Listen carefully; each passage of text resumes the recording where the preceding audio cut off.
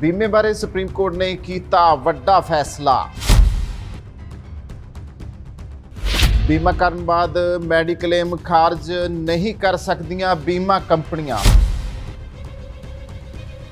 ਤੁਸੀਂ देख रहे हो ऑन एयर ਤੇ मैं ਆ ਕਮਲਜੀਤ ਸਿੱਧੂ। ਦੋਸਤੋ ਆਮ ਤੌਰ ਤੇ ਅਸੀਂ ਸਾਰੇ ਲੋਕ ਹੀ ਬੀਮਾ ਕਰਾਉਂਦੇ ਆ ਔਰ ਬੀਮੇ ਦੇ ਵਾਸਤੇ ਬਾਅਦ ਵਿੱਚ ਜਦੋਂ ਇੱਕ ਟਰਮ ਪੂਰੀ ਹੋ ਜਾਂਦੀ ਆ ਜਾਂ ਫਿਰ ਉਹਦੀ ਜੋ ਕੰਡੀਸ਼ਨਾਂ ਹੁੰਦੀਆਂ ਨੇ ਉਹ ਪੂਰੀਆਂ ਹੋ ਜਾਂਦੀਆਂ ਤੇ ਉਸ ਤੋਂ ਬਾਅਦ ਇੱਕੋ ਹੀ ਗੱਲ ਹੁੰਦੀ ਆ ਕਿ ਆਖਰ ਸਾਨੂੰ ਬੀਮੇ ਦਾ ਕਲੇਮ ਕਿਸੇ ਵੀ ਉਸ ਸੂਰਤ ਵਿੱਚ ਜਿਸ ਸੂਰਤ ਵਿੱਚ ਬੀਮਾ ਕੰਪਨੀ ਨੇ ਫਾਰਮਾਂ ਦੇ ਉੱਤੇ ਸਾਡੇ ਕੋਲੋਂ ਲਿਖਵਾਇਆ ਹੁੰਦਾ ਜਾਣਕਾਰੀ ਲਈ ਹੁੰਦੀ ਆ ਕਿ ਇਹਨਾਂ ਸੂਰਤਾਂ ਦੇ ਵਿੱਚ ਬੀਮੇ ਦਾ ਕਲੇਮ ਤੁਹਾਨੂੰ ਮਿਲੇਗਾ। ਪਰ ਫਿਰ ਵੀ ਬੀਮਾ ਕੰਪਨੀ ਦੀ ਅਗਰ ਗੱਲ ਕਰ ਲਈ ਜਾਵੇ ਤਾਂ ਬੀਮਾ ਕੰਪਨੀਆਂ ਬਹੁਤ ਵਾਰੀ ਜਿਹੜੀਆਂ ਗਾਹਕਾਂ ਨੂੰ ਇਸ ਮਾਮਲੇ 'ਚ ਖਰਾਬ ਕਰਦੀਆਂ ਕਿ ਗਾਹਕ ਬਾਅਦ ਵਿੱਚ ਬੀਮਾ ਕਰਾਉਣ ਵਾਲੇ ਮਾਮਲੇ 'ਚ ਬਹੁਤੇ ਲੋਕ ਭੱਜਦੇ ਵੇਖੇ। ਆਮ ਤੌਰ ਤੇ ਇਦਾਂ ਹੀ ਹੁੰਦਾ।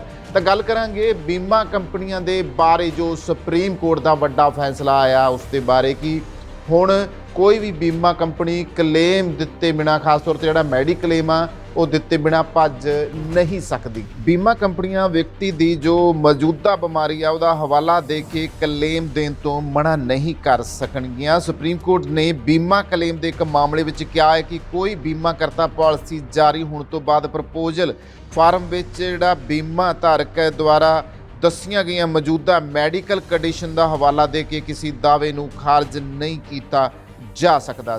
ਸੁਪਰੀਮ ਕੋਰਟ ਨੇ ਇਹ ਵੀ ਕਿਹਾ ਹੈ ਕਿ ਇੱਕ ਵਾਰ ਬੀਮਾ ਕਰਨ ਤੋਂ ਬਾਅਦ ਬੀਮਾ ਕੰਪਨੀ ਪ੍ਰਪੋਜ਼ਲ ਫਾਰਮ ਵਿੱਚ ਦੱਸੀ ਗਈ ਵਿਅਕਤੀ ਦੀ ਮੌਜੂਦਾ ਸਥਿਤੀ ਜੋ ਆ ਮੈਡੀਕਲ ਕੰਡੀਸ਼ਨ ਦਾ ਹਵਾਲਾ ਦੇ ਕੇ ਕਲੇਮ ਦੇਣ ਤੋਂ ਹੁਣ ਮਨਾ ਨਹੀਂ ਕਰ ਸਕੂਗੀ।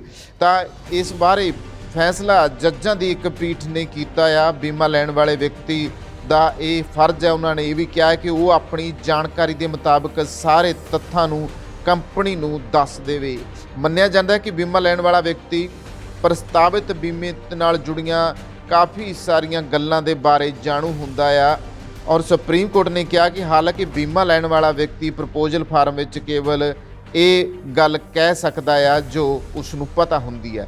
ਤਾਂ ਪੀਠ ਨੇ ਆਪਣੇ ਫੈਸਲੇ ਵਿੱਚ ਕਿਹਾ ਕਿ ਇੱਕ ਵਾਰ ਬੀਮਾ ਧਾਰਕ ਦੀ ਮੈਡੀਕਲ ਕੰਡੀਸ਼ਨ ਦਾ ਜੋ ਆ ਜਾਂਚ ਕਰਨ ਤੋਂ ਬਾਅਦ ਪਾਲਿਸੀ ਜਾਰੀ ਕਰ ਦਿੱਤੀ ਜਾਵੇ ਤਾਂ ਬੀਮਾ ਕਰਤਾ ਮੌਜੂਦਾ ਚਿਕਿਤਸਾ ਸਥਿਤੀ ਦਾ ਹਵਾਲਾ ਦਿੰਦਿਆਂ ਹੋਇਆਂ ਦਾਅਵੇ ਨੂੰ ਰੱਦ ਨਹੀਂ ਕਰ ਸਕਦਾ ਜਿਸ ਬੀਮਾ ਧਾਰਕ ਨੇ ਪ੍ਰਪੋਜ਼ਲ ਫਾਰਮ ਦੇ ਵਿੱਚ ਦੱਸੀ ਹੋਈ ਹੈ। ਤਾਂ ਇਹ ਮਾਮਲਾ ਕਦੋਂ ਸਾਹਮਣੇ ਆਇਆ? ਸੁਪਰੀਮ ਕੋਰਟ ਦੇ ਵਿੱਚ ਕਿ ਰਾਸ਼ਟਰੀ ਉਪਭੋਗਤਾ ਵਿਵਾਦ ਨਿਵਾਰਨ ਆਯੋਗ ਆ ਜਿਹਨੂੰ ਅਸੀਂ NCDRC ਵੀ ਕਹਿੰਦੇ ਹਾਂ ਦੇ ਇੱਕ ਆਦੇਸ਼ ਦੇ ਖਿਲਾਫ ਦਾਇਰ ਇੱਕ ਅਪੀਲ ਦੇ ਵਿੱਚ ਸੁਪਰੀਮ ਕੋਰਟ ਸੁਣਵਾਈ ਕਰ ਰਹੀ ਸੀ। ਉਸ ਵਿੱਚ ਅਮਰੀਕਾ ਤੋਂ ਆਏ ਇੱਕ ਮੈਡੀਕਲ ਖਰਚੇ ਦੇ ਲਈ ਕਲੇਮ ਸੰਬੰਧੀ ਉਸ ਦੀ ਬੇਨਤੀ ਪੱਤਰ ਨੂੰ ਖਾਰਜ ਕਰ ਦਿੱਤਾ ਗਿਆ ਸੀ ਬੀਮਾ ਕੰਪਨੀ ਵੱਲੋਂ। ਤਾਂ ਉਸ ਤੋਂ ਬਾਅਦ ਫਿਰ ਸੁਪਰੀਮ ਕੋਰਟ ਨੇ ਇਸ ਦੇ ਉੱਤੇ ਫੈਸਲਾ ਲਿਆ। ਦੱਸਦੀ ਹੈ ਕਿ overseas mediclaim business and holiday policy ਉਸ ਨੇ ਲੈ ਕੇ ਰੱਖੀ ਸੀ।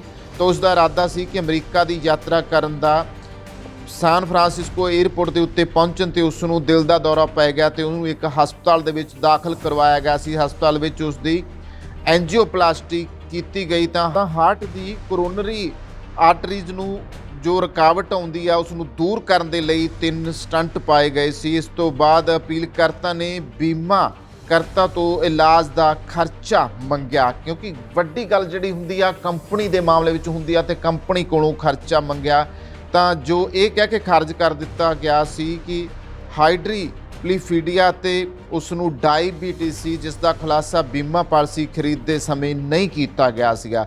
ਤਾਂ NCDRC ਨੇ ਫੈਸਲਾ ਕੀਤਾ ਆ ਕਿ ਕੋਈ ਸ਼ਿਕਾਇਤ ਕਰਨ ਵਾਲਾ ਜੋ ਆ ਸਟੇਰਿਨ ਦਵਾਈ ਲੈ ਰਿਹਾ ਸੀ ਜਿਸ ਦਾ ਮੈਡੀਕਲੇਮ ਪਾਲਿਸੀ ਖਰੀਦਦੇ ਸਮੇਂ ਖੁਲਾਸਾ ਨਹੀਂ ਕੀਤਾ ਸੀ। ਇਸ ਤਰੀਕੇ ਉਸ ਦੀ ਸਿਹਤ ਦੀ ਸਥਿਤੀ ਦਾ ਪੂਰਾ ਖੁਲਾਸਾ ਕਰਨ ਤੋਂ ਬਾਅਦ ਕਰਤੱਵ ਦਾ ਪਾਲਣ ਕਰਨ ਦੇ ਵਿੱਚ ਯਾਨੀ ਸਭ ਤੋਂ ਵੱਡੀ ਗੱਲ ਸੀ ਕਿ ਉਹਨੂੰ ਮਨਾ ਹੀ ਕਰ ਦਿੱਤਾ ਗਿਆ ਸੀਗਾ। ਤਾਂ ਇਸ ਨੂੰ ਲੈ ਕੇ ਜਦੋਂ ਇਹ ਮਾਮਲਾ ਸੁਪਰੀਮ ਕੋਰਟ ਦੇ ਵਿੱਚ ਆਇਆ ਤਾਂ ਉਸ ਦਾਅਵੇ ਨੂੰ ਲੈ ਕੇ ਹੈਰਾਨੀ ਇਸ ਗੱਲ ਦੀ ਹੋਈ ਕਿ ਦਾਅਵਾ ਜੋ ਉਹਦਾ ਪਾਇਆ ਗਿਆ ਸੀਗਾ ਕਲੇਮ ਲੈਣ ਦੇ ਵਾਸਤੇ ਤੇ ਉਸ ਤੋਂ ਮਨਾ ਕਰ ਦਿੱਤਾ ਗਿਆ।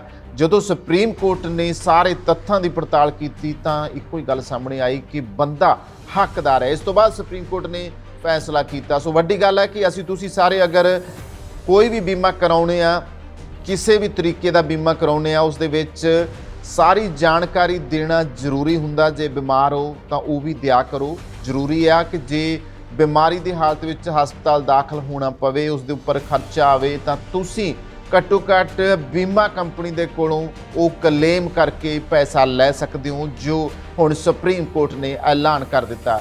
ਤਾਂ ਕਹਿ ਸਕਦੇ ਹਾਂ ਕਿ ਇਸ ਵਾਰੀ ਜੋ ਆ ਸੁਪਰੀਮ ਕੋਰਟ ਦਾ ਇੱਕ ਵੱਡਾ ਫੈਸਲਾ ਆਇਆ ਇਸ ਮਾਮਲੇ ਨੂੰ ਲੈ ਕੇ ਕਿ ਹੁਣ ਜੋ ਆ ਮੈਡੀਕਲੇਮ ਬੀਮਾ ਦੇਣ ਤੋਂ ਮਨਾ ਨਹੀਂ ਕਰ ਸਕਣਗੀਆਂ ਇਹ ਕੰਪਨੀਆਂ।